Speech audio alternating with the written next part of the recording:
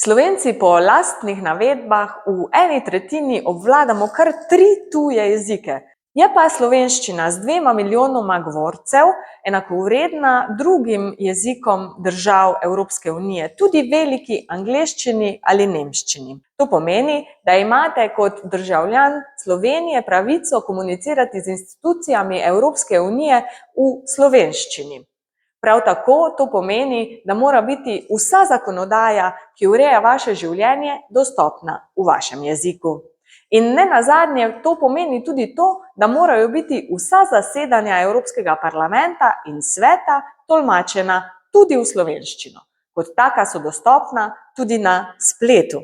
Sama sem bila prevajalka za Evropsko unijo kar 6 let. Pa ste vedeli, da Evropska unija v vseh evropskih državah organizira vsakoletno tekmovanje tudi za mlade prevajalce?